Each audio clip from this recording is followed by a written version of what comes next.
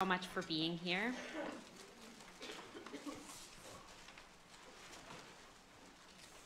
In her acclaimed book, Shattered Bonds, Dorothy Roberts wrote, "If you came with no preconceptions about the child welfare system, you would have to preclude that it's an institution designed to monitor, regulate, and punish poor families of color." According to federal statistics, Black children are placed in foster care at twice the rate of white children. Black children are more likely to be in foster care placements than receive in-home services, even when they have the same characteristics and issues as white children. Neglect, not abuse, is the primary reason that children enter the foster care system, and that's a term that we can talk about during this panel. And Black children are less likely to be reunified with their families after being removed and are more likely to stay longer in foster care on average than white children. Many youth in foster care never return home to their families, and few find themselves in loving and permanent homes, thereby aging out of the foster care system without the support and the familial ties that allow young people to successfully enter adulthood. This panel presents an opportunity for us to talk about the history and the reality of the child welfare system. How did we get to this particular moment? What are the legal rights of parents? What are the experiences of parents and practitioners? And what are the alternatives to the system that we have in place now? To answer these questions, I'm very lucky to be joined by these four panelists. Thank you so much for coming. I'm really appreciative. Professor Dorothy Roberts is an acclaimed scholar of race, gender, and the law. She is the University of Pennsylvania's 14th Penn Integrates Knowledge Professor, with joint appointments in the Department of Africana Studies and Sociology and the Law School, where she holds the inaugural Raymond Pace and Sadie Tanner Mosul Alexander Chair. She's also the founding director of the Penn Program on Race, Science, and Society in the Center for Africana Studies. Her path-breaking work in law and public policy, especially focusing on urgent contemporary issues in health, social justice, and bioethics, especially as they impact the lives of women, children, and African Americans. Many of us in the room are lucky enough to be her students and her mentees, and I'm really appreciative to have you here. Thank you. Thanks, Jessie. Vivek Sankaran advocates for the rights of parents and children involved in the child welfare system. His work focuses on improving outcomes for children in foster care by empowering their parents and strengthening decision-making processes in juvenile courts. He's a clinical professor of law at the University of Michigan Law School. He directs both the Child Advocacy Law Clinic and the Child Welfare Appellate Clinic, through which law students represent children and parents in trial and appellate proceedings. He has written numerous articles focusing on improving the child welfare system and has litigated cases before the Michigan Supreme Court. Thank you for joining us as well. Angeline Montauban is a high school English teacher living in New York City. Growing up, she never thought that she'd come into contact with the child welfare system in New York. But in August 15th, 2013, her life completely changed when she called Safe Horizon, a domestic violence hotline, seeking assistance for domestic violence that she was experiencing. 40 days later, her son entered the foster care system and stayed there for the next 5 years. Her journey navigating this system was degrading, demoralizing, and dehumanizing, and she struggled to regain custody of her son, even despite her relentless and tireless advocacy. Since her initial experience with the Administration for Children and Family Services, she has been committed to addressing what she sees as New York City's prosecutorial approach to child welfare, in which parents are punished instead of supported when they reach out and are in need. She considers herself a survivor for winning at the end of her termination of parental rights trial and for finally being reunited with her son. She aims to support other parents who face similar struggles to those that she's experienced. Finally, Maggie Potter is a social worker in the Family Advocacy Unit at Community Legal Services, where she's worked since 2012. The Family Advocacy Unit provides a holistic, multidisciplinary model of parent representation, partnering social workers with lawyers on some of the most complicated child welfare cases. Maggie's role includes client casework, supervising student interns, community outreach, and policy advocacy. Some of her particular areas of interest include teen or young adult mothers, working with incarcerated mothers, trauma-informed practice, and racial justice. And before we begin, I just want to say that I'm really grateful to have panelists who come from such different perspectives, people who are working and crafting a lot of the thinking around these issues within the academy and who are social justice scholars, and then people who are advocates, who are working in the system from experiences of having lived through these systems, and both lawyers and social workers to sort of think beyond what I think of sometimes as silos within our work to have a more comprehensive conversation. So I'd like to start with you, Professor Roberts. Your work traces the historical development of the child welfare system. I'm wondering if you could talk about what led us to this moment in which Black children in the child welfare system are placed in foster care at twice the rate of white children. Well, thank you. I just have to say I am so proud of the students who organized this fantastic symposium.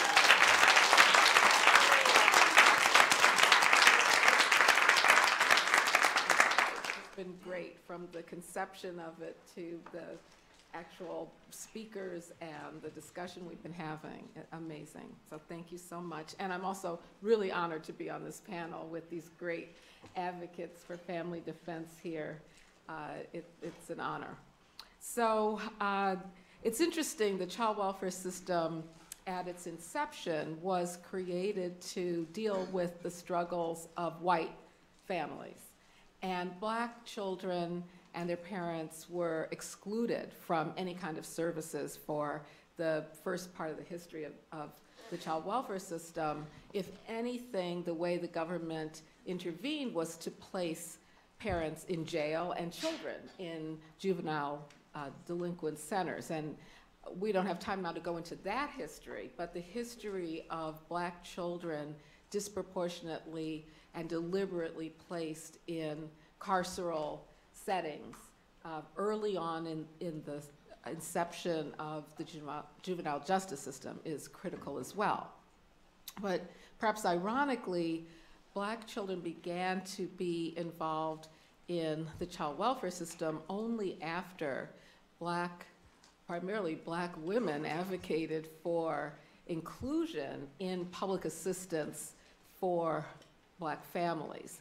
So the welfare rights movement, the civil rights movement, was responsible for allowing access to Black families to forms of public aid that had been available to white families for decades. And so we see in the 1960s, 70s, and 80s, more and more Black families being involved.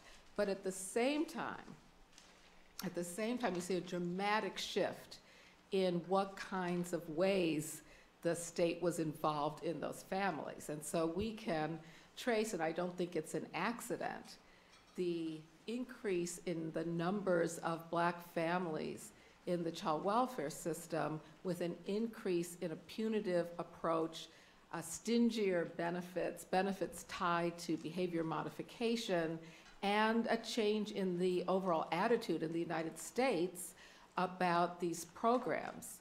That's not to say that there ever was in the United States a generous system of child welfare that didn't stigmatize it, but the shift in providing services to families, which used to be the major intervention of the government in those families that came to the attention to child welfare agencies, some of them private and increasingly public institutions, to the explosion of foster care as the main service that this country provides to struggling families, coincides perfectly with the growing number of Black families involved in the child welfare system, as it also coincides perfectly with the growing stigmatization of people receiving public assistance, AFDC and now TANF, and the abolition of the entitlement to welfare at the same time that states were being encouraged to speed up termination of parental rights and become even more punitive. All of that we can see linked to the growing numbers of Black families. And my conclusion is that the greater criminalization and punishment of families in need of government aid is a racist development that was a response, a backlash to the increasing numbers of Black families that were included in this so-called social safety net. So that by the time I was working on Shattered Bonds in the late 1990s, early 2000s, at that time, Black children were 4 times as likely as white children to be placed in foster care. And I'll mention just one other development that links all these together is it's the same period where we see the explosion of the prison population. And so I see all of these systems, the system of public assistance, system of foster care, the system of prisons, as all being entangled with a similar punitive approach to families who are suffering from the lack of social programs and services, and more fundamentally, an unequal system of resource distribution and a white supremacist approach to the value of family bonds in these families and communities. Thank you. I think that really sets the framework for where we are today, and especially in thinking about the first panel, which talked about the role of surveillance for those who are trying to get public benefits, trying to access what they need. I think you've really highlighted that. So I'd like to move on a little bit to talking about what it's like legally, what the legal landscape is like. And Professor Sankaran, you've talked and written about how parents in family court are denied due process rights, whether because they do not have an attorney to represent them or because they've lost custody with respect to one child and face an uncertain future in terms of their children. So what are the due process rights of parents in the child welfare system, and where does the law stand now? Sure. So I wanted to first start just by thanking Penn for having me here. And I've been a fan of Professor Roberts's for years, and I actually have her book that I'm hoping she'll sign. We'll see how I do on the panel, and hopefully she'll agree to sign it. But her work was so influential in my thinking about child welfare.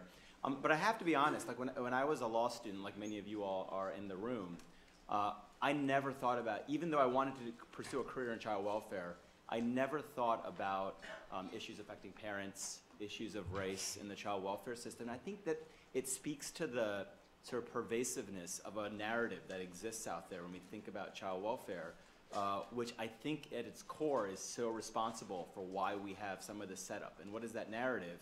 It's that the folks involved in the system are all the ones doing sort of the serious physical, serious sexual abuse. And that narrative then frames how, as a policy response, we intervene in any way. So I started my career representing children. I did not think about issues affecting parents at all until one day, out of just a completely random case that I got assigned to me representing a parent in juvenile court. It was a mother who I will never forget. This was back in 2003, who left her 12-year-old son by himself at home while she went out to do laundry. African-American mom. And I still remember the call on a Friday evening, and she called panicked because CPS was coming to take her children away because someone had reported her for leaving her 12-year-old by herself. And so here I was, having never represented a parent in juvenile court. We always used to joke that as a child's lawyer, I had a little halo around my head because I could walk into court and say what I wanted, and was treated so kindly and so nicely. And there on a Saturday at an emergency hearing, I walked in expecting that same sort of treatment. And all of a sudden, the glares and the stares and the how could you represent that woman set foot in the courtroom.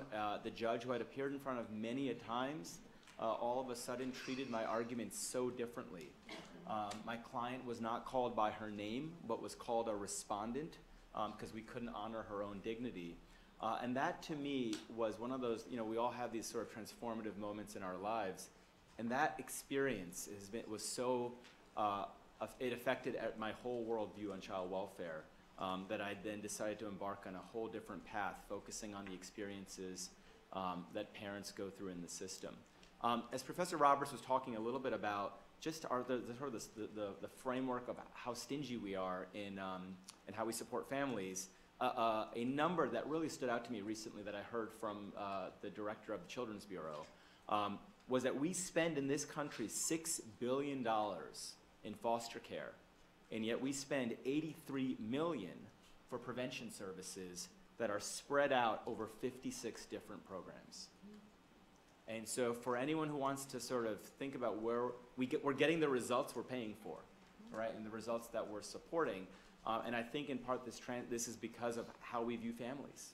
And even though we regard parental rights as, if you look at the case law, the oldest and most fundamental right that exists, really we have sort of two populations of who gets access to those rights. They're the folks like me as a parent of 3 children, and I could say that case law applies to me, right? No one's gonna touch my kids. I can sort of assert that right. But then there are families all across this country where they don't have the presumption of fitness as parents, right? The second they walk into an office and can't explain something or don't have the education to say something the right way, they're presumed not to be fit parent, and all of a sudden they have questions to answer. And we see that in due process, right? We see that in the way that, that we afford procedural rights to families in the system.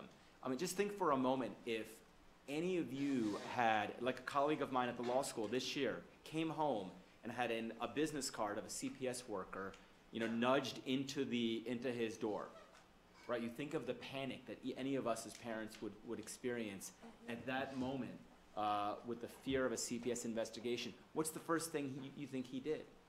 He picked up the phone and called a lawyer, right? It's what any one of us would do in a situation like that, for advice, counsel, and start thinking about what facts you have to present once you learn what this is about. And yet in this country right now, there's 6 states where you could have your rights permanently terminated and not ever have access to a lawyer in a child welfare case. Right, think about that. You go through this entire system where the state has its arsenal of resources, caseworkers, investigators, lawyers, and you could be a parent by yourself navigating that process. In at least 11 states, you could have your child removed, placed in foster care, and go through the entire process without having access to a lawyer. And so, again, because I think of how we view families, we have cheapened parental rights in this context such that we don't believe that these families need the procedural protections that any of us would want in the child welfare system. The more pervasive problem is even in states that have lawyers, they are underfunded, overworked, overburdened.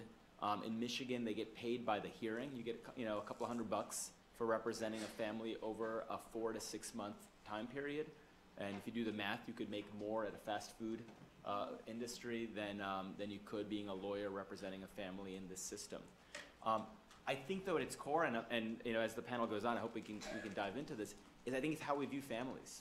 And I do a lot of national work with child welfare organizations, but I've come to the conclusion that until I convince folks that the parents and families involved in the system are no different than those of us in this room, and that those of us in this room would make many of the same life choices if we were constrained in the same way as our families are, until I can win that persuasive battle, I'm not going to ever be able to convince you that lawyers or procedural protections or the rules of evidence or discovery, things that as a matter of practice many of us who do this work don't get in child welfare proceedings, I think at its core we have to reframe this narrative to get folks to really want to root for the families involved in our system and move away from this notion that only 6% of our cases involve sexual abuse, or only 10% of our cases involve serious physical abuse, and over 70 involves neglect, which is this broad category that includes a whole bunch of things. And so I'll stop there, but I'm happy to dive in more.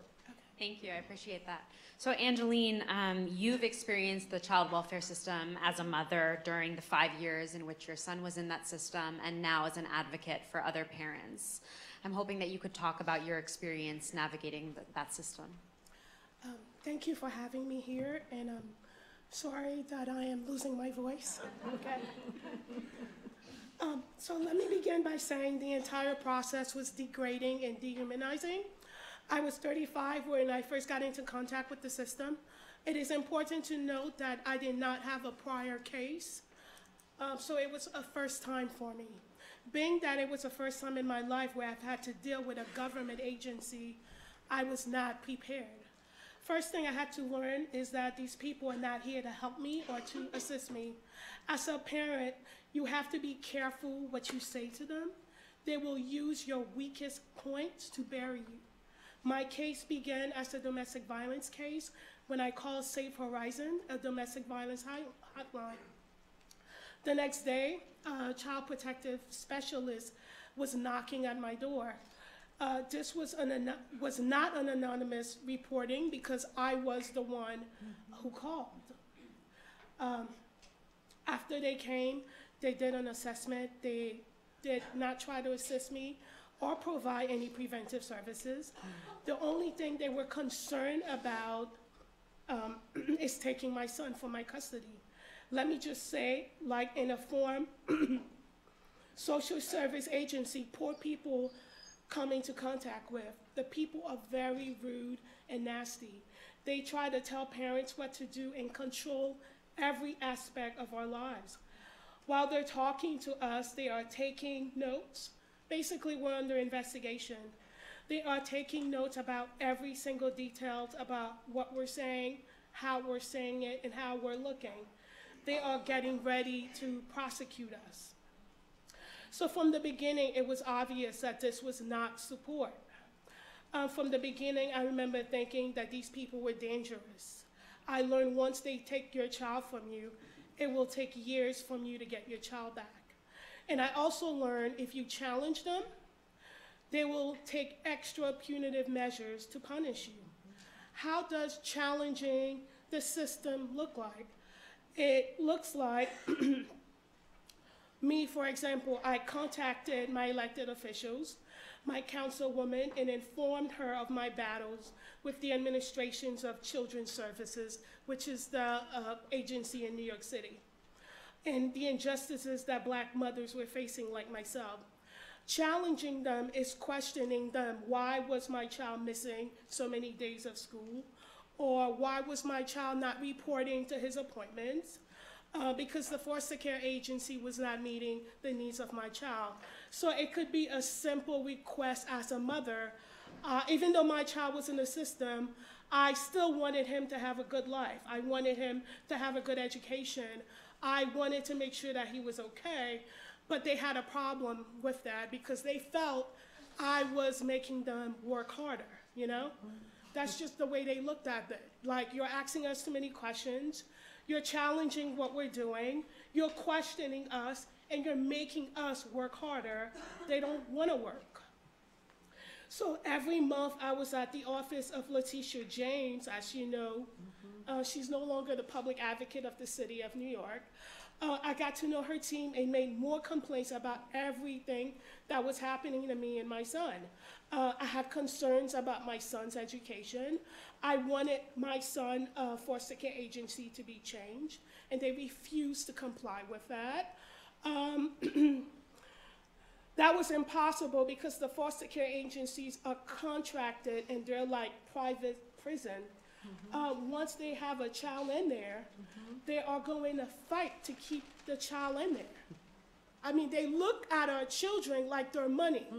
That's just how they look at them. It's like money coming in, you know, for the agency and the workers. Sorry.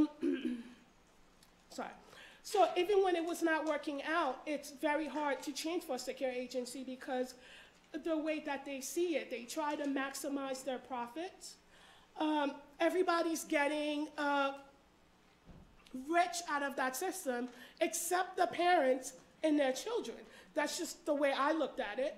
But the bulk of the complaint came from the fact that I completed all of the bogus services that basically those are just generic services that they're asking families to complete.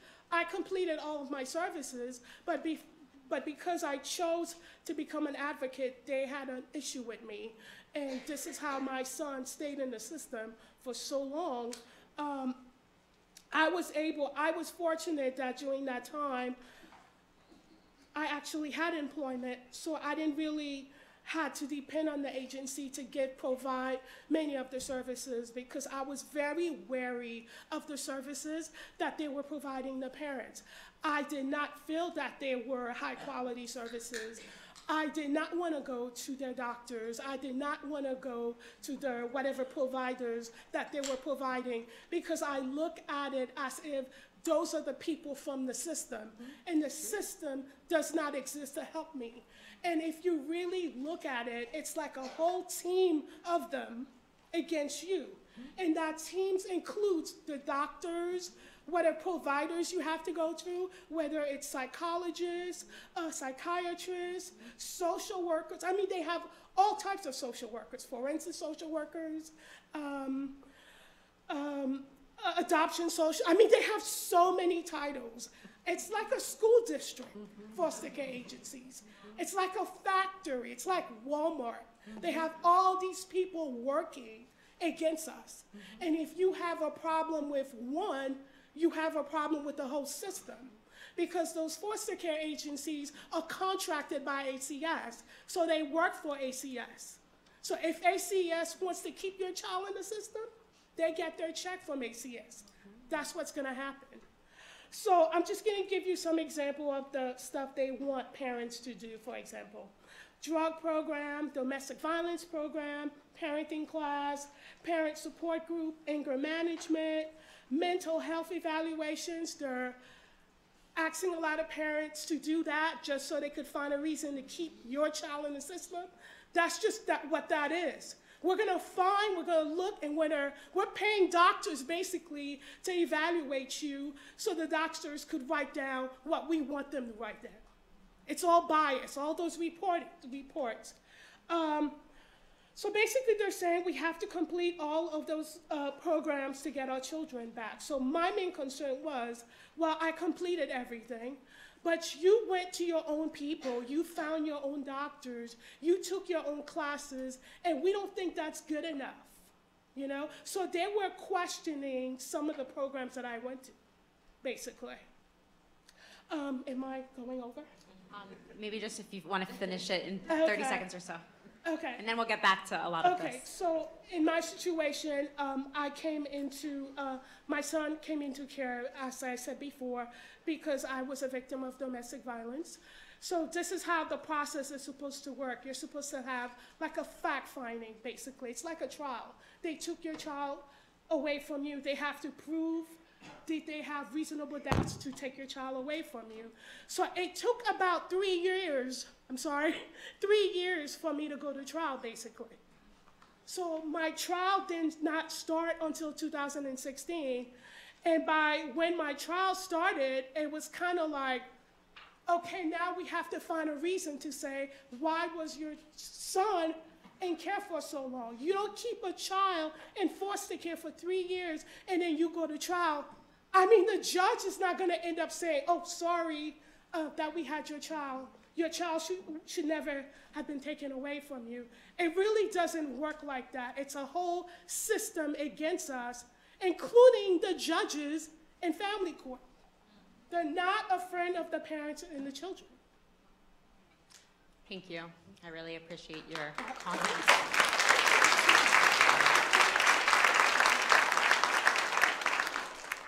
And Angeline asked for us to put up some photos of her son. Yeah. This is her son.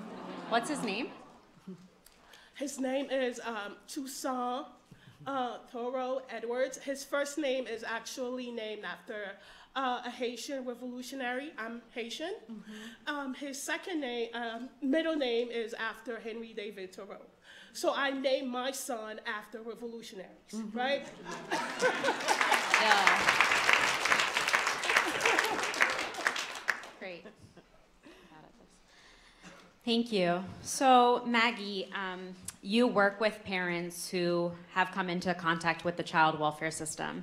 And I'm curious if you could give us some kind of overview of what parents' experiences are like, what your work is like in that practice. Sure.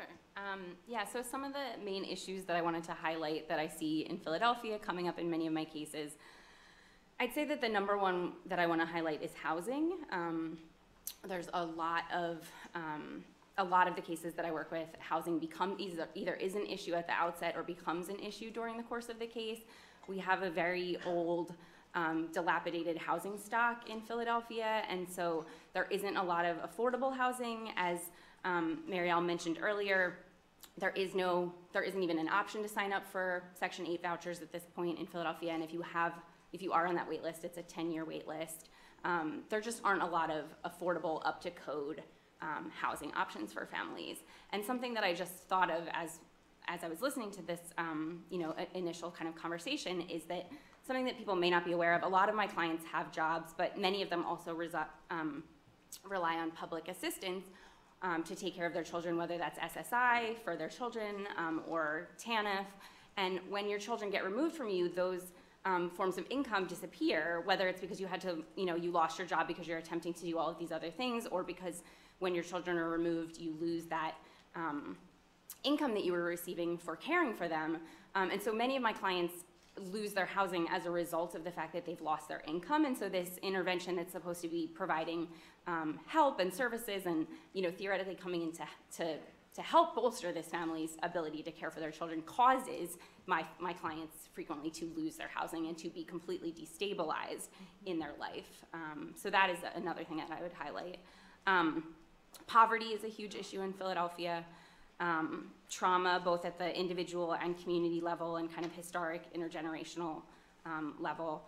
And I'd also just highlight the kind of crisis around substance abuse and addiction and the opioid crisis in Philadelphia.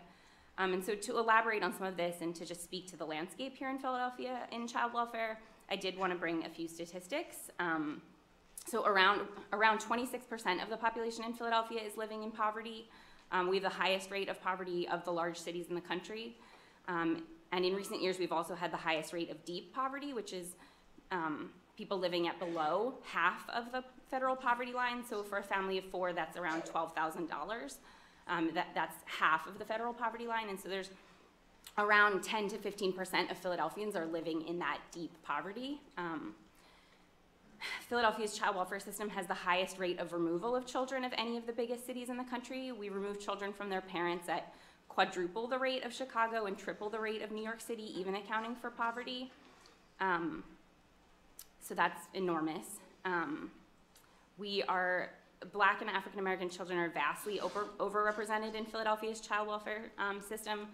In 2017, the numbers, the proportion of Philadelphia's children that were identified as Black or African American was 48% of the population of children, and whereas 66.3% of Philadelphia's population of foster children are identified as Black or African American, so they're vastly overrepresented in Philadelphia. It's a huge, huge concern.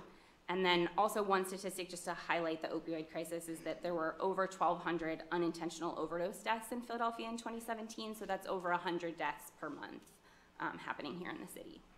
So those were some of the main issues that I wanted to touch on in terms of the landscape. Thank you. That's helpful to ground us in the context of where we are, and I'm really glad you could do that for us. So I want to think a little bit about the relationship between poverty and what's called neglect, and I'm hoping that you all could talk about what your thoughts are on why children are removed at the rate that they are, because so many of these cases are for neglect, not abuse. And I'm curious if you think that the child welfare system conflates poverty with neglect, and what are ways to challenge a neoliberal response that is relying on parents' individual or supposed personal failings as opposed to providing public support for families. This is a question for everyone. Well, maybe I could just say a little bit of framing again. That seems to be my role here. And then the others who are working more with families can say more detail about it. But I think, as Vivek said, most of the cases of child maltreatment in the child welfare system nationally and also locally are cases of neglect, not physical or sexual abuse. And neglect is absolutely confused with poverty. In the very definition of neglect, the definitions in state statutes are very broad, and they could cover just about anything that a caseworker thinks is bad for children. You know, there are terms like injurious environment that could include insecure housing, that could include insufficient food, that could include all sorts of material needs that families have. And that is related to the broader purpose of our child welfare system in this country, which is to blame parents for the disadvantages that their children face because of structural inequalities. Structural inequalities, like others have mentioned, the bad housing stock in the city of Philadelphia, not because of the fault of individual parents, but because of deeper structural reasons for residential segregation, for high rates of poverty, et cetera.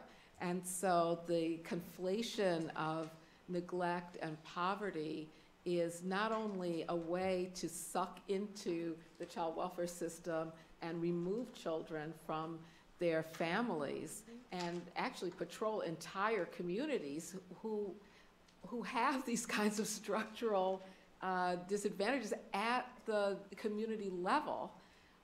It operates that way, but it also operates in a way to blame these individual parents for these structural oppressions and inequalities that occur for reasons that have nothing to do with their individual care or love for their children or bonds with their children.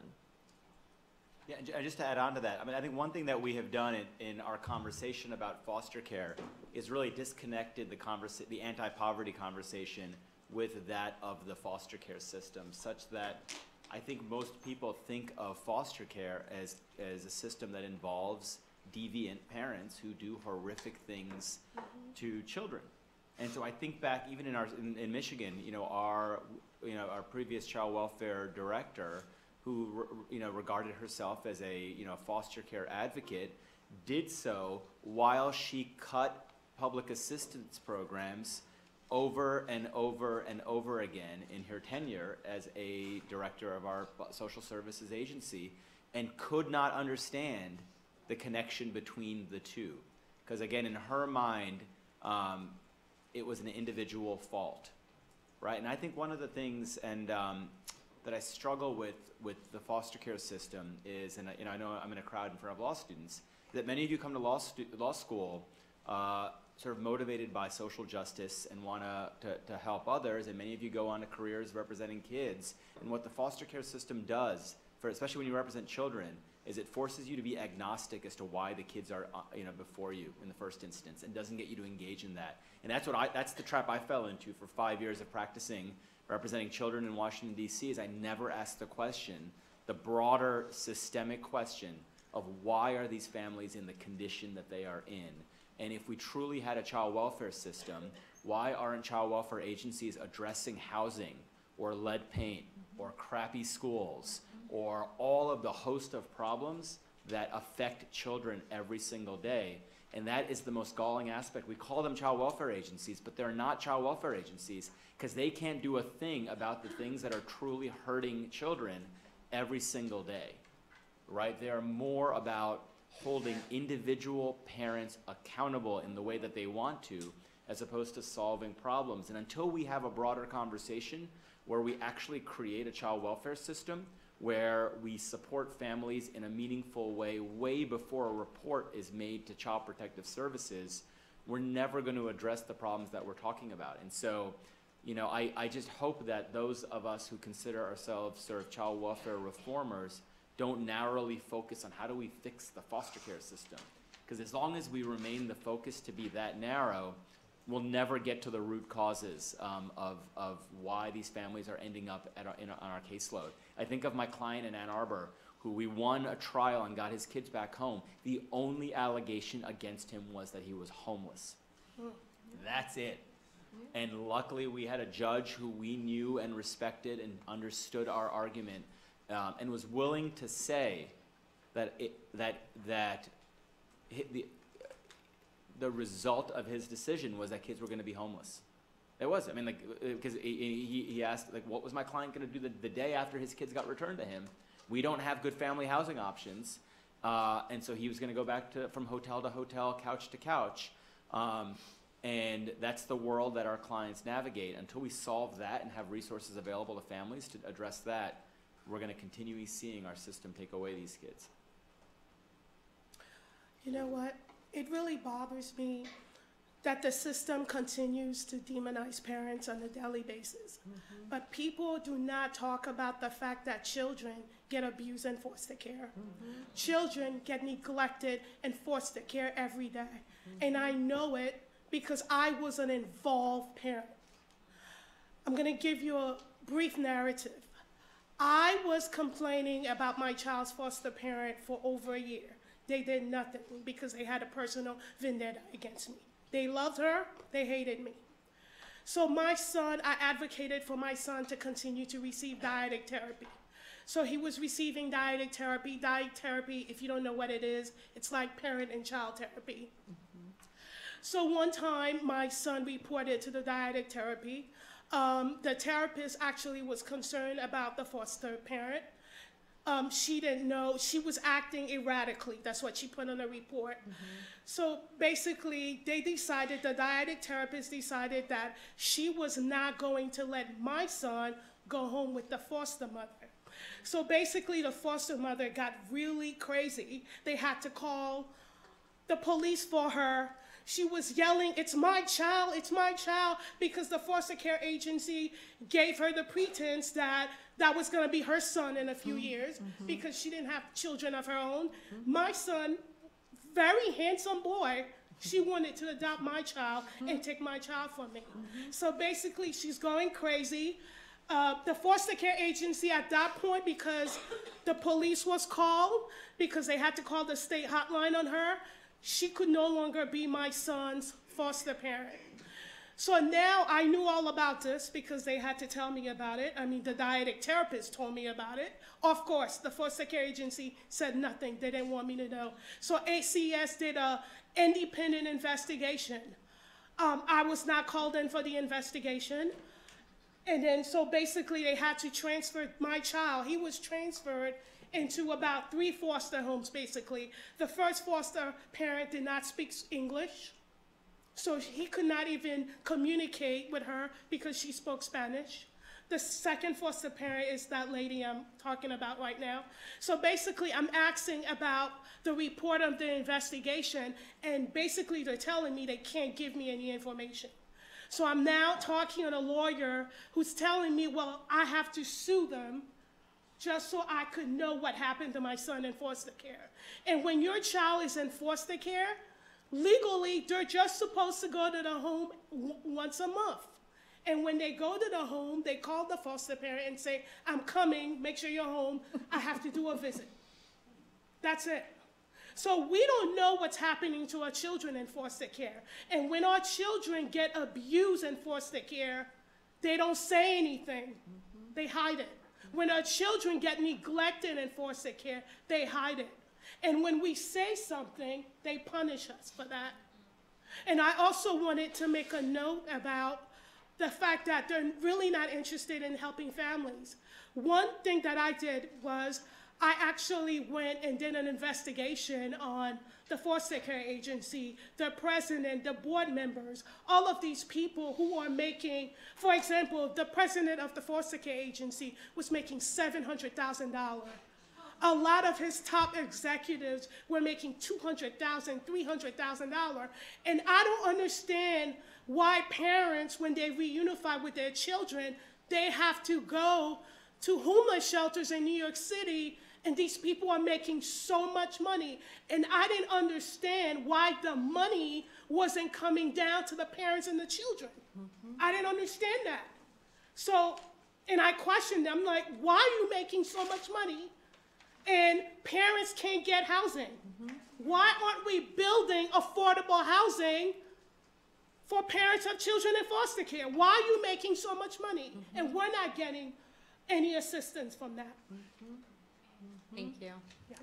And I think partly what you're highlighting too is the lack of communication that happens. So even if the pretense is, that your son would come home to you, you're losing all this time with him, not having the information passed down to you. And it, I think, makes it quite hard to be an active parent.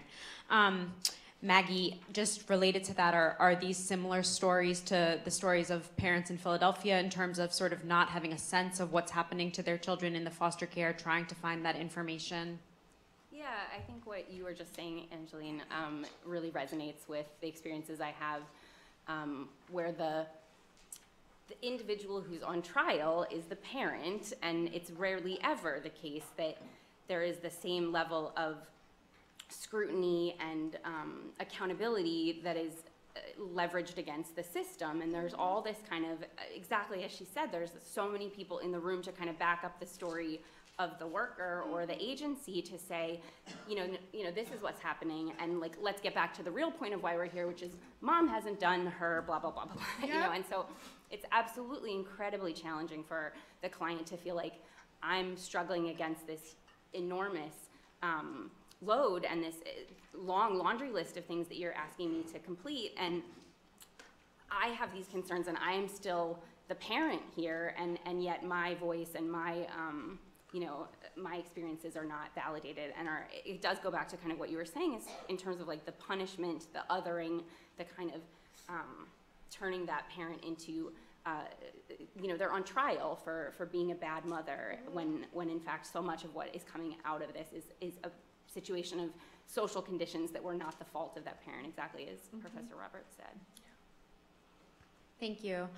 So as you know, today's conference is about divesting from state violence. So partly we're thinking about the child welfare system as connected to prisons, and obviously we know that many of the children who are in foster care are also in foster care because their parents are incarcerated. So I'm hoping that we could move into talking about the relationship between the child welfare system and prison systems, both in terms of parents who are criminalized for drug use, or as Maggie was talking about, experiencing drug use. Many cases in which parents are criminalized for their children witnessing their father or the mother's male partner's abuse of the children, which I think Angeline has touched on with her own experience. So I'm curious if your work addresses the intersection between the child welfare system and prison, or your writing addresses that, and do you see the child welfare system as a part of a carceral system? And whoever would like to answer. Yeah, I've been seeing that more and more and more and more and more as I've worked in the child welfare system and opposed the practices and the very philosophy of it. I've recently written some on the intersections of the prison and foster care system in the lives of Black mothers. And there's so many ways in which they're connected, from just sort of the demographics of it, the high rates of involvement of Black people in the foster care system mirrors the high rates of involvement of Black people in the prison system, or there are ways in which foster care leads to involvement in the criminal justice system. Just for example, the high rates of children being sent to the police deliberately by child welfare authorities because they ran away, because they were trying to escape the suffering that they were experiencing, often trying to get back to their families. And the response of many child welfare agencies is to call the police and lock them up.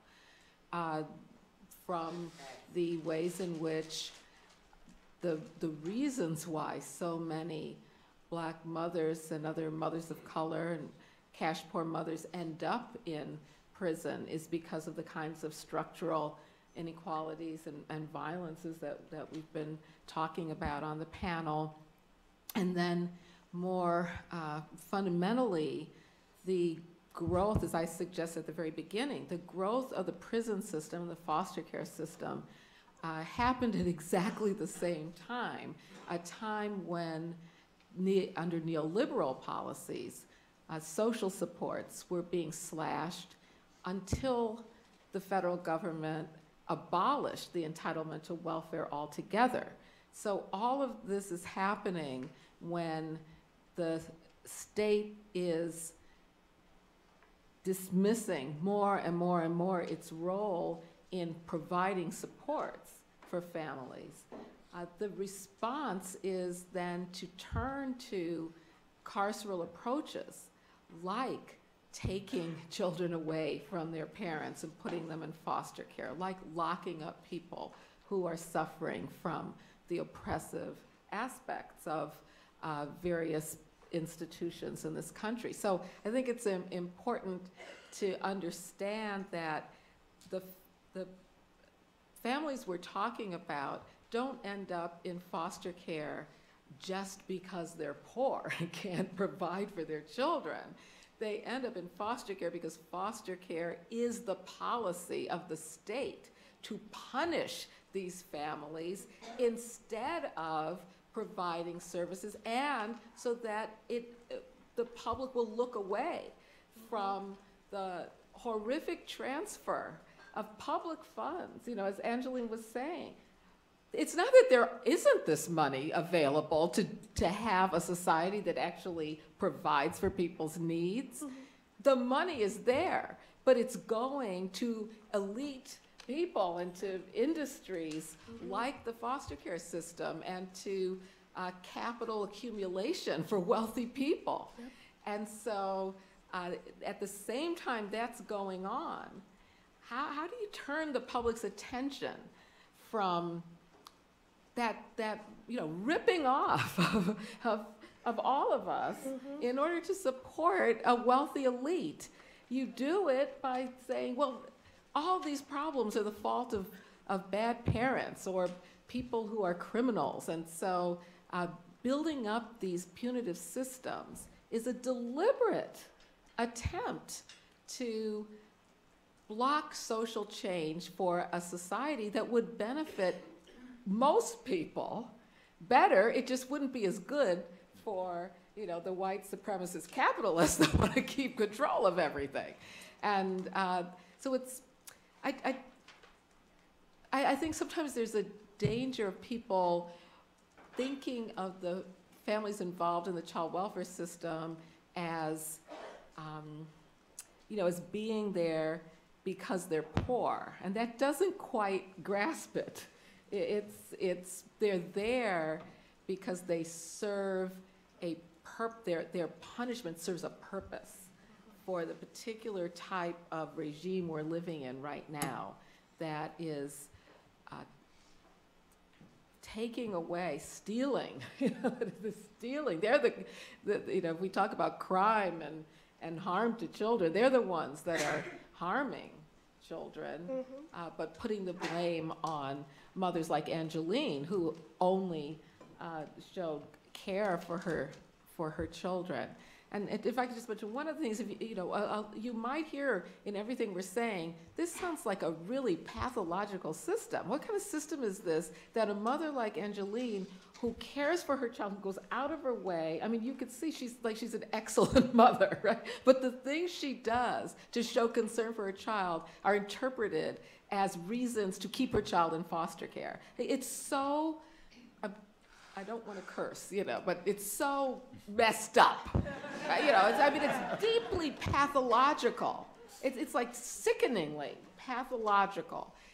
How do we get there? And again, it's not an accident. It's deliberate, and we have to see that and work to fundamentally change it. No.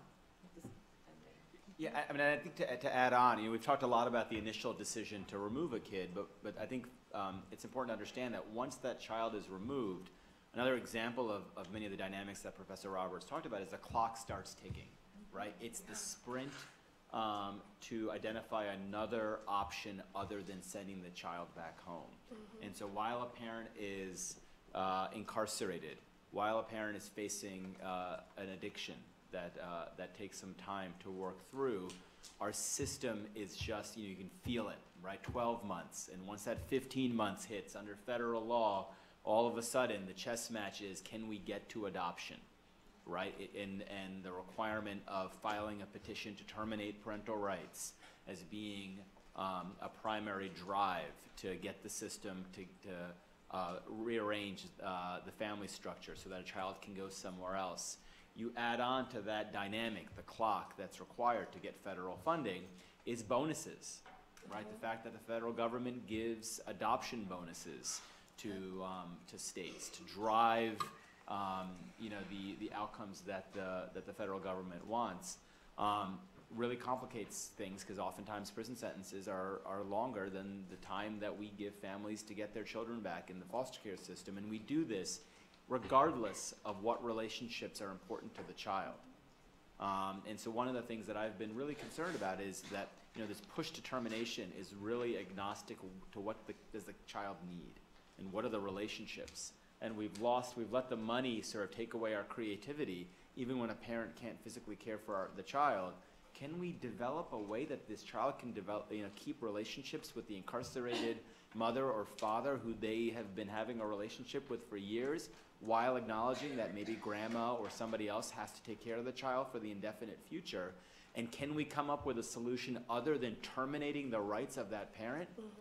And right now, that's just not the conversation that's happening. The other way, as a practical matter, that incarceration and criminal history affects kids in foster care is that so many kinship caregivers and relatives are excluded from caring for children because of dated criminal history. Many, many jurisdictions across the country require relatives, right? Grandma, the folks that these kids have been raised by from birth or have a relationship with, they have to get licensed as foster parents before they can care for their children. And to get licensed, there's all these, once the government gets involved in licensing things, there's all these requirements about the square footage of your house and whether your pets are vaccinated and whether you have certain criminal convictions that are completely unrelated to practical safety concerns for a child. And in many places, we're keeping kids away from their kin based on criminal history. And so I think you see the effect just sort of multiplying itself, which drives this push to get kids with strangers and then to get those strangers to adopt them. The intersection between the child welfare system and the criminal justice system, the first thing I know they do when you are in contact with the system is that they do a criminal background check on the parents. They're doing this just so they could build up a case on you, basically. They're trying to get as much information. I've lived a very simple life. I came to this country from Haiti when I was 10 years old. I graduated high school. I went to college. I've worked all my life. I've never been a criminal, but since I've been in contact with the system, I felt the need to tell people I'm not a criminal because they make us feel like we're criminal. They treat us like we're criminal. They expect us to behave as if we are criminals. That's their expectations. Because if people could make you believe that you are a criminal, they could do a lot of things to you. They can control you. They can control your mind. They can control your hopes and your dreams. So I'm saying this because I've been a parent. I've never lost hope. I see other parents who've been in contact with the criminal justice system. I don't think that's a reason for them to take away their children. For example, I've worked with a father. He was incarcerated. His son was in foster care.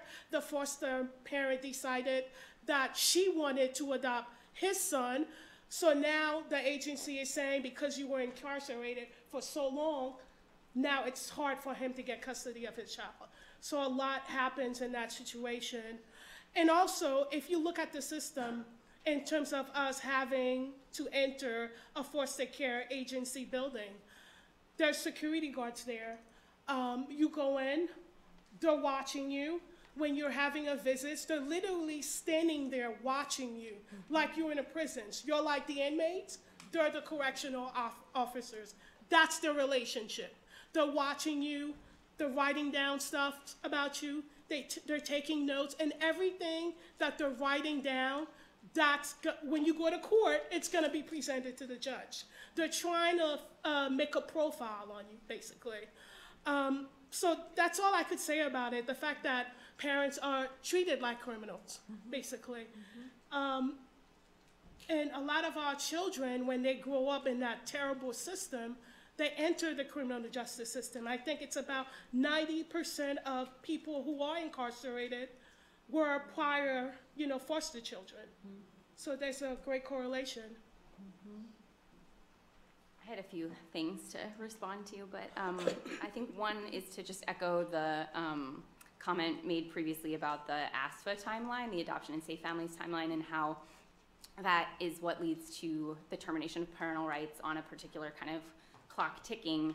As Professor Sankaran mentioned, once that clock starts ticking, they have 15 months to reunify with their child, or they're going to move to terminate their rights and move towards adoption. And when you combine that ASFA timeline with incarceration and more incarceration of women, that is a really lethal combination in terms of a mother's rights being terminated. And so we've seen that more mothers' rights being terminated because of incarceration than because of even some of those more serious things that we sort of associate with the child welfare system, like a really serious physical abuse or something. Like incarceration has become one of the leading causes of women's rights being terminated to their children forever. And then another piece that I wanted to just respond to as well is just the money, like Professor Sankaran mentioned earlier, we're spending billions of dollars for foster care as the primary intervention that we offer to these families who are encountering the welfare and child welfare system. And we have, for racist reasons, dismantled all of these other anti-poverty programs. And if we wanted to truly help these families, we would actually be offering the prevention services that are those kind of more, we spend 10 times as much on the foster care money that he mentioned than we do on the prevention dollars nationally. And so we aren't offering as much in terms of those housing vouchers and those daycare assistance and those mental health and substance abuse treatment programs that would actually help parents stay with their children. And the final thing that I wanted to just say is that foster care isn't, despite the fact that we're pouring these billions of dollars into it, it's an ineffective intervention. It's more traumatic in many cases than the trauma or challenge that the child experienced to begin with. And I think we don't talk about that. We sort of look at it as neutral or maybe even positive. We're coming in and saving these children, when in fact we're creating a deeper trauma to their psyche than anything that they experienced with their parent. And so we have seen the research demonstrate that children who are survivors of the foster care system have higher rates of PTSD than returning veterans. We are causing them to have life outcomes that are detrimental to their health and well-being. And so if we really truly cared about the families and the children that we're purporting to serve, we would be putting more money towards keeping them with their parents and not taking them from those obviously caring and loving mothers. Can I add? Of course. More, if that's possible. So I actually went through a TPR, which is a termination of parental rights. Basically, like you said before, if your child stays in foster care 15 to 22 months, the state has a responsibility to file a termination of parental rights. So basically, in my case, they were basically trying to argue that, but they had a dilemma. The fact of the situation was they were actually begging the foster parent to say that he wanted to adopt my child. They were begging him, please, please, please, please adopt this child because we're going to try to terminate her rights. And he actually liked my son. That was his third foster parents. He liked my son. He actually came to court for me and the child says he wants to go home with the mother. The agency is trying to force me. They're telling me all this money that he's gonna get if he agrees to adopt a child. But he says, I'm 65 years old. I don't wanna take her son from her. And he literally saved me because when they do go to court to terminate your rights, they have to prove that they have a better situation for the child. And they did not have a better setup for the child. The only thing they had is they hated me so much that I would go to the city council meetings. I would meet with reporters and journalists and tell my story. Everything that you hear here, they don't want this stuff to come out.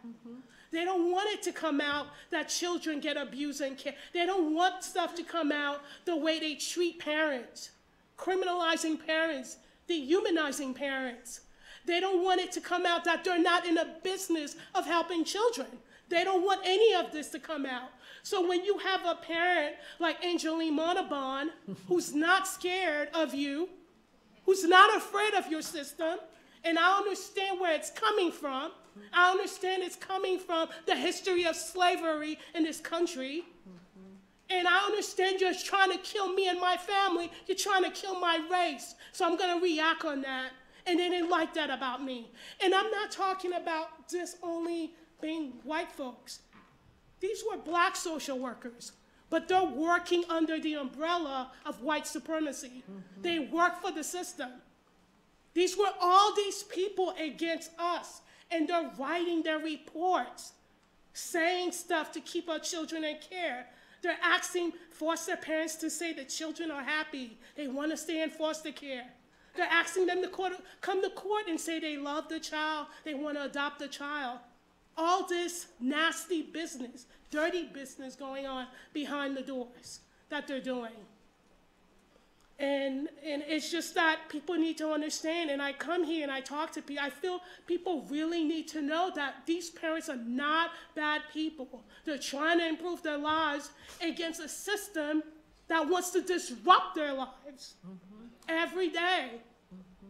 And this is not an issue about money. We don't need to put more money in the system. We don't need to reform it. We need to abolish it because the children are not getting the money. Right. And this is the last thing I'm going to say. I advocated for my son because a foster parent lived in the Bronx, and I didn't want my son to go to the local school because it was a poor school. You know, it was not a highly achieving school. So I met with the president of foster care agency. I'm like, there's a lot of money here. You guys are getting $100 million a year. Why can't my son go to a private school with all that money? Right. I said, okay, well, I live on the Upper West Side of Manhattan. Why can't he get a private transportation from the Bronx to Manhattan so he could attend a better school? They had a problem with that. They had a problem with me taking my son to my own pediatrician. They didn't want that. I had to fight them over a year that my son goes to a doctor of my choice, not your doctor. I don't want your doctor to examine my child. Because if something's wrong, you're going to try to hide it. They fought me on that. They fought me on everything. Thank you.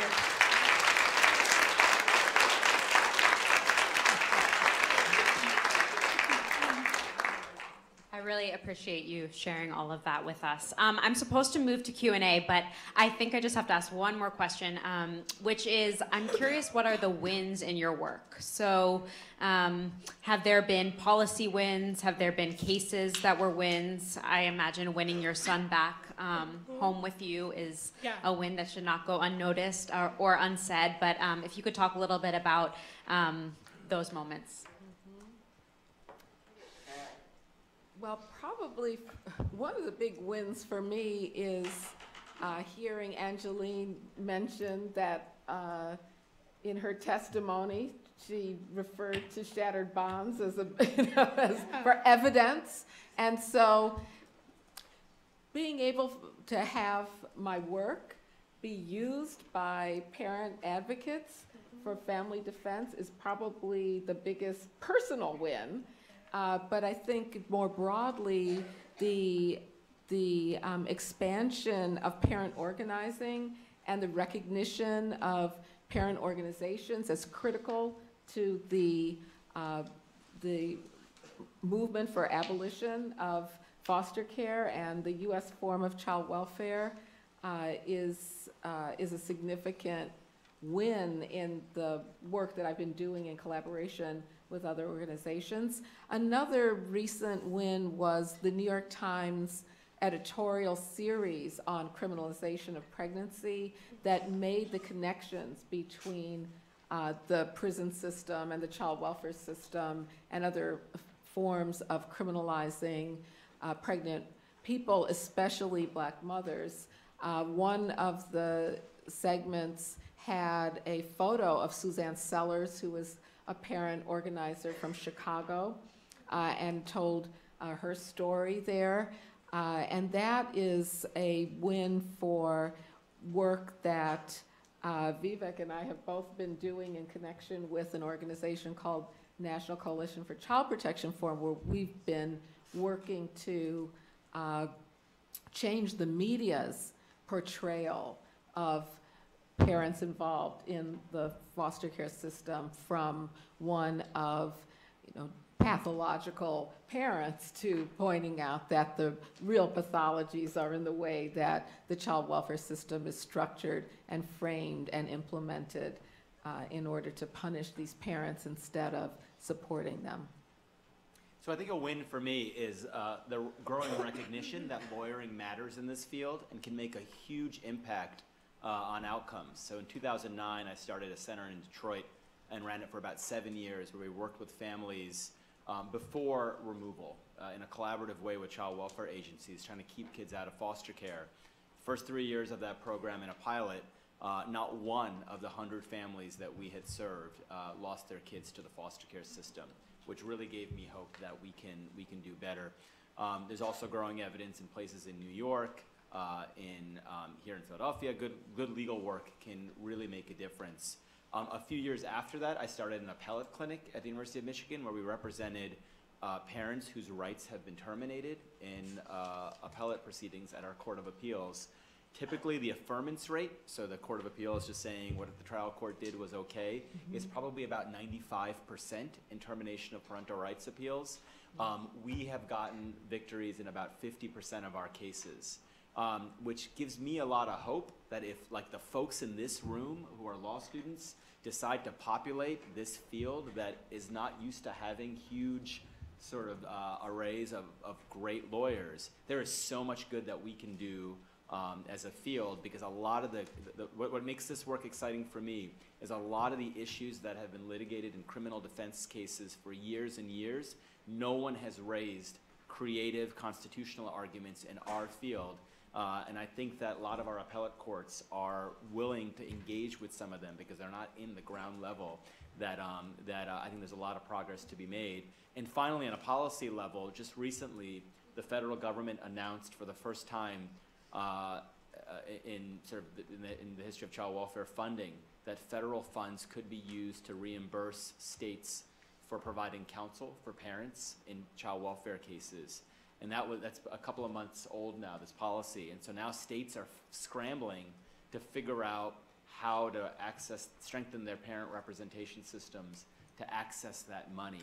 And there's finally a conversation that's happening around good legal representation for families that I think is different than ones we've had before. And so all of those things, I think, really make me excited about the work ahead, because I think there's finally a recognition that the reality that any of us would want, which is we'd want a good lawyer if we were in this situation, it seems to be trickling down a little bit in the ground, and so I'm hopeful for the work ahead. That is hopeful. Thank you. Hi. I just want to make a note that I wasn't fighting for parents only after my son came home. I was also fighting for other parents while my son was in care. So like I've said before, they filed a petition to terminate my parental rights. So I went through that entire trial and I succeeded. So after 5 years of my son being in care, and I was fighting, like I said before, the foster care agency, they receive $100 million from the state. They also spend about $10 million a year on their legal team. They have set of lawyers, well-paid lawyers, exist only to fight children and the parents. And so basically, I did a lot of research. I'm not a lawyer. I went to the law library. I went over my case. I just did a lot of work. I had to work because I wasn't going to depend on my public defender to help me, because as a whole, they're not usually helpful because they're scared of the system too. Everybody's scared, including the lawyers.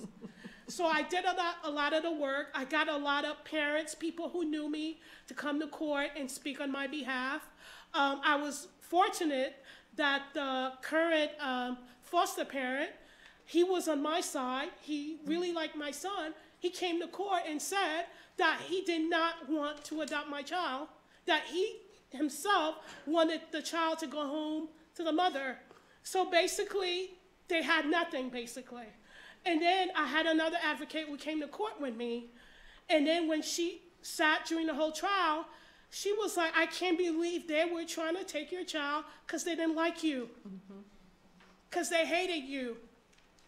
They hated that you spoke truth to power. They hated that you challenged them. They hated that you spoke to a New York Post reporter and had an article written about your experience. Read it, it's good. Yeah. They hated, I'm sorry, this is the last thing I'm gonna say. They hated that for the last 4 years, they tried, they were unsuccessful to argue that I had a mental illness. And my doctors kept writing down reports saying, nothing's wrong with her, she's been traumatized by the system. They hated that. They couldn't even use mental health as a way to terminate my rights. They couldn't even use it, but they tried for the last 4 years. They hated, even though they had their $100 million, they were paying their lawyers $10 million to fight me. They hated that I won and I got my son back. They hated that I was a strong black woman. They hated that.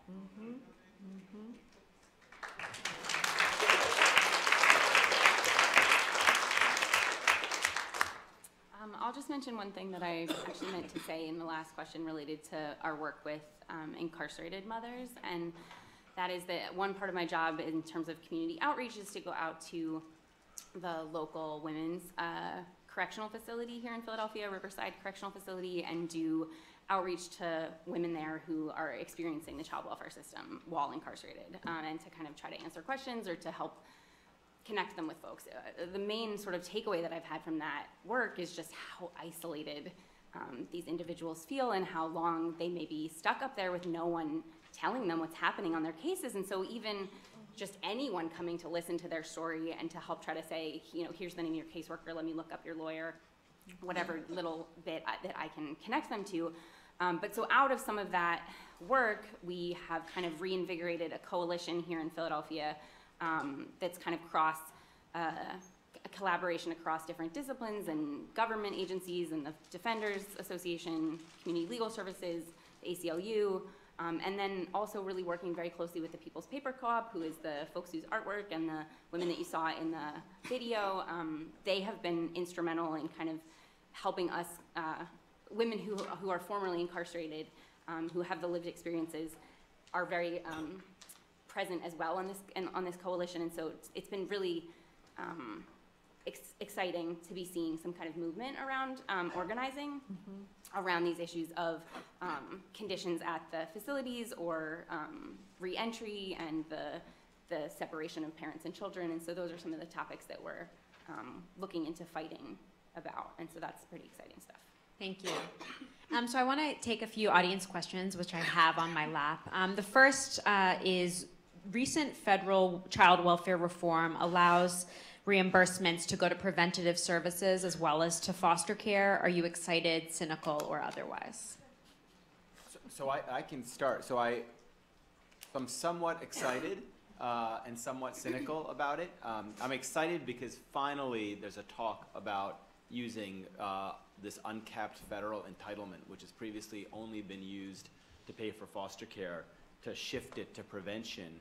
I'm a little bit cynical about it because the restrictions on what types of programs they can fund are, it's a very high standard of evidence-based programs that I worry that many good programs that have not had the funding to do the evaluations to prove it will not be allowed.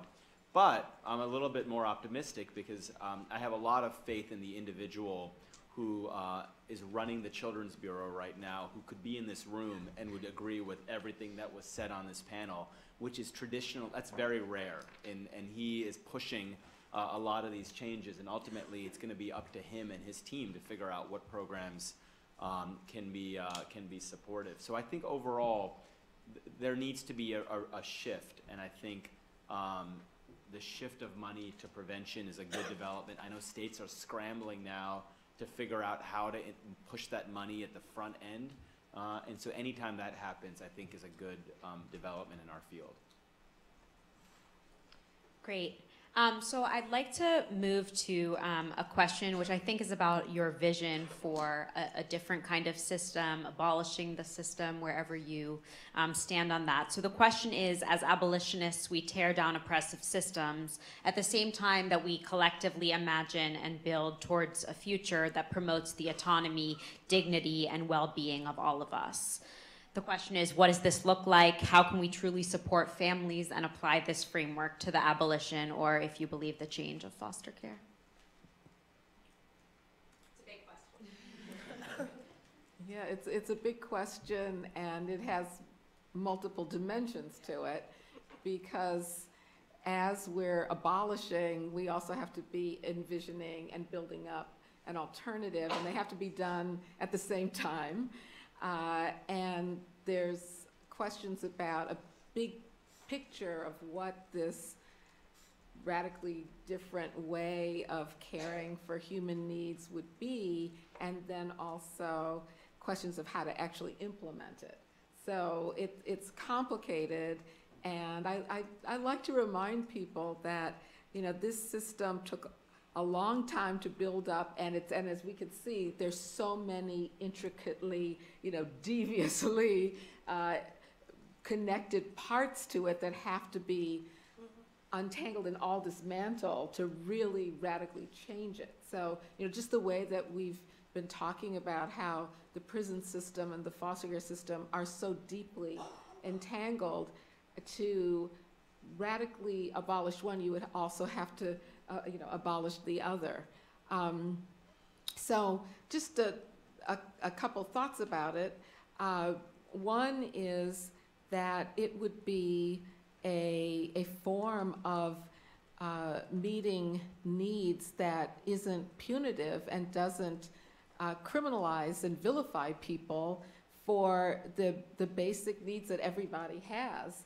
And it would also have to entail not just providing services, but also ending the ways in which the punitive and ways and violent ways in which the very people who are most often targeted for the kinds of interventions that we've been talking about, the way in which, you know, that they're the main people who experience this, and therefore we'd have to change those, all of those institutions and systems that lead to not only the failure to meet needs, but also affirmatively put up barriers to them being able to support their families. But then, so that's, you know, that's big. But there are also ways that we can today take steps to dismantle the foster care system. And we've discussed some of them as well.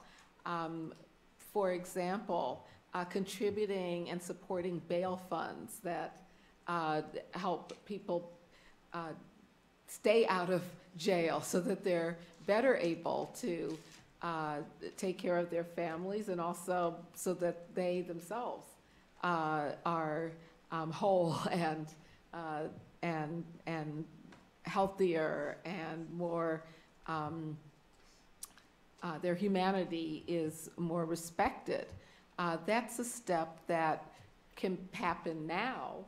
That is it's a small step, but it's an action that is about resisting and ending, at least in many lives, the impact of these punitive systems. So, you know, again, I'm speaking broadly, and I'll leave the panelists to talk about this in more depth.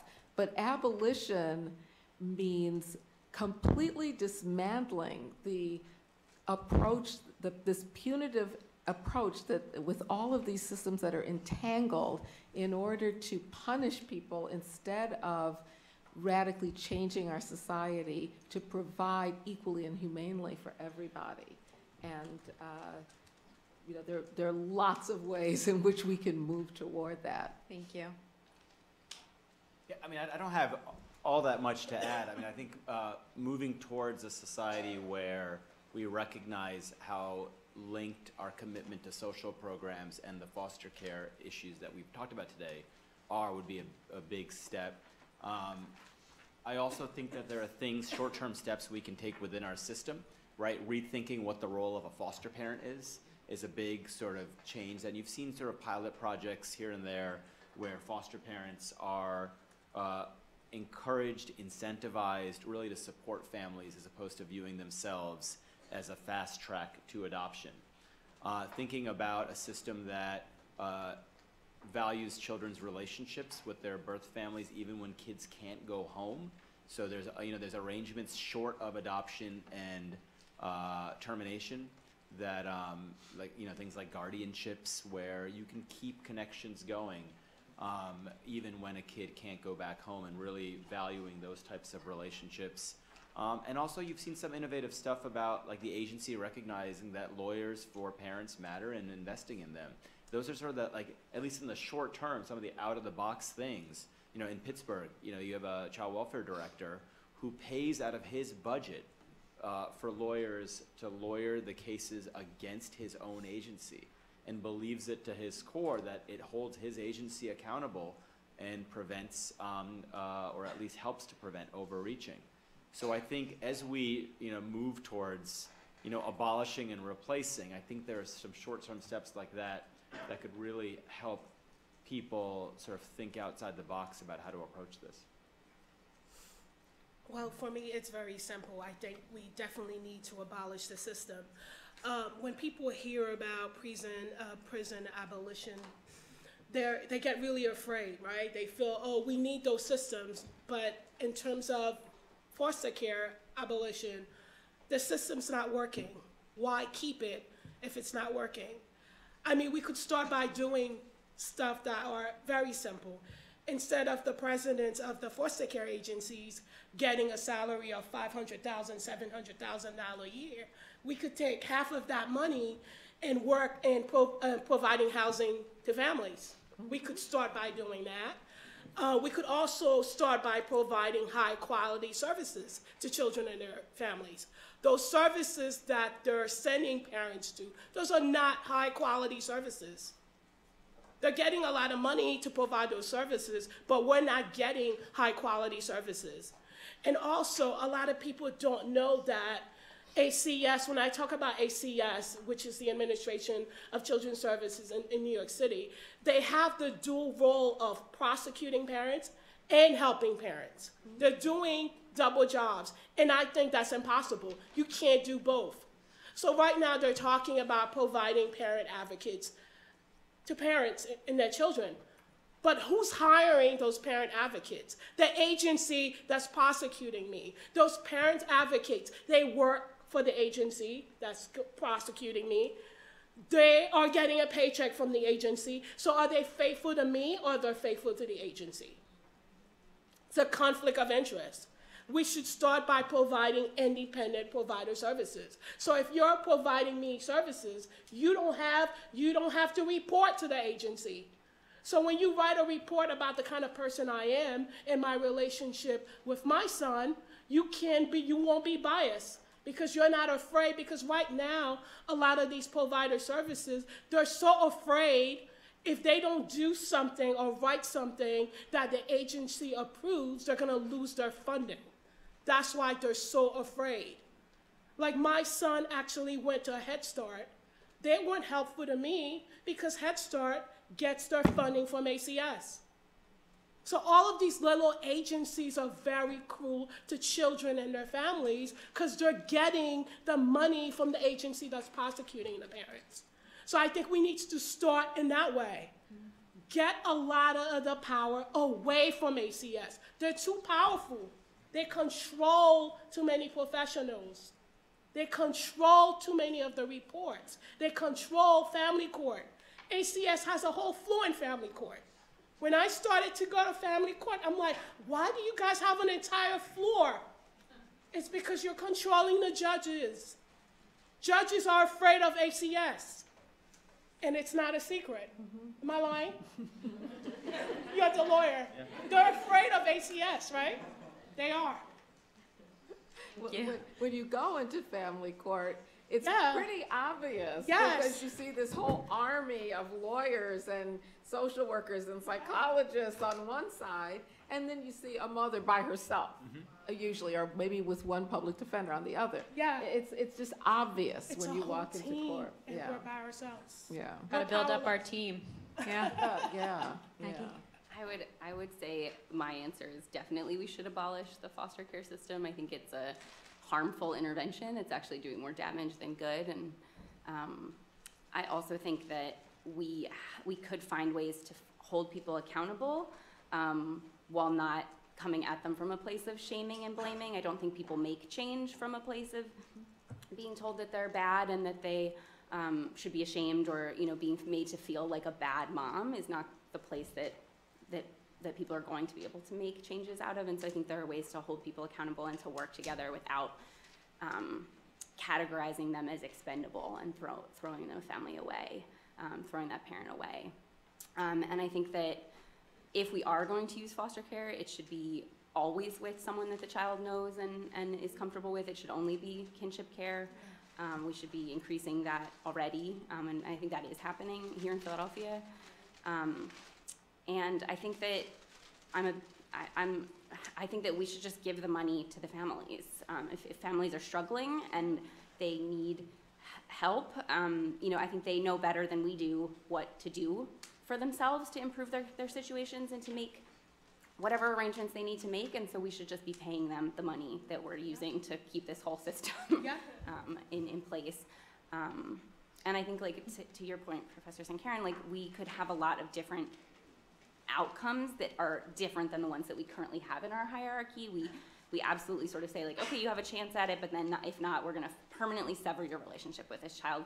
And I have had some previous experience in the private adoption realm where it's pretty accepted understanding that is not what's best for children and families to be kind of cut off completely, and that we should take some of that information into our system to say, you can still be someone who's important in your child's life, even if you're not the one who's going to care for them on a day-to-day basis. And so I think all of those kinds of things would help. All right, we're out of time.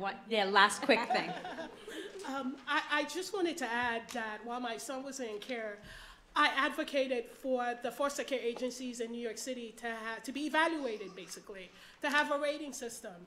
As a parent, I wanted to evaluate my social workers and these workers working for me. I wanted to be able to fill out a survey and say whether they're helping me or not. And basically, they didn't want to do that. There's no rating system. They're not, schools are evaluated, principals, teachers, nobody's evaluated. There's no rating system at all, and they don't want it. They do not want it, because my argument was if you are failing children and families, why are you getting $100 million a year? Why? And why is this money not helping children? We're not getting the money. And I tell people all the time, please, this is not about putting more money, it becomes better. It's not going to get better that way. It needs to be abolished. Thank you. Thank you. So please join me in thanking the panelists.